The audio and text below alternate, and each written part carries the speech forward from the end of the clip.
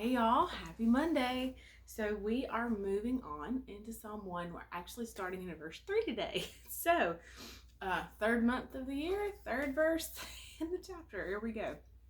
So, first we'll just read it and then we'll start breaking it apart, okay? So, Psalm 1, verse 3. And he shall be like a tree, firmly planted and tended by the streams of water, ready to bring forth its fruit in its season. Its leaf also shall not fade or wither, and everything he does shall prosper and come to maturity. Now, who are we talking about here? The blessed one. The blessed one who finds his delight and desire in the law of the Lord, meditates on it habitually, day and night, teachings, precepts, instructions of God. This one who has the teachings of God, his law, in the very center of his life. Joseph is studying solar system right now, and everything is, he loves solar system. It's incredible what he remembers and retains about the solar system. But, of course, we all know that the planets in our solar system revolve around the sun, and everything is around the sun. So in the same way, and of course I have solar system on the brain, so it just ties in though, that the blessed one has the word at the center, and everything revolves around the word. Everything goes back to the word. What does the word say about this? What does God say about this? What does he think about this? What does he say I do about this? So we pull and give. Everything comes from the Father. Everything goes back to the Father.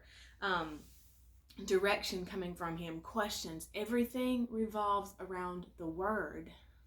That's a really great image, that everything in our lives goes back to the Father, that I don't mean to say run it by him, but that we do confer with him, that we do ask his opinion, that we regulate our lives by the word.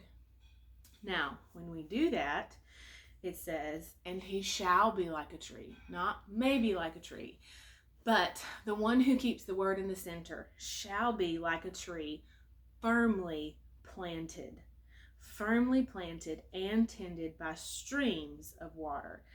I love that is multiple streams of water, ready to bring forth its fruit in its season.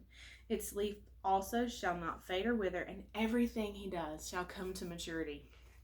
Now, just in reading this morning, we should know that there is so much to be unpacked here. But let's start with some definitions, because that's what we always do. So, firmly planted. This is how the tree is planted. And this tree is flourishing and fruitful. In reading the rest of the verse, flourishing and fruitful. It's not just barely getting by. It is not fruitless. It doesn't go a season without producing, but produces fruit in its season.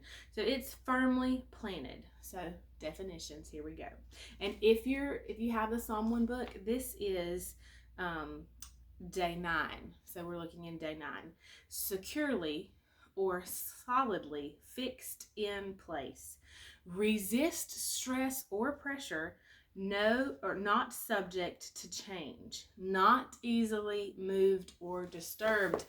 That is what I want to be. And how perfect is that with the solar system? So the planet's orbit is not changing. It is fixed around the sun. So when we are planted firmly, not moving, and the word is as a seed sown. We've talked about this Mark passage how many times over and over again. So the word is the seed sown. The seed takes root, and those roots grow stronger and stronger and stronger and stronger.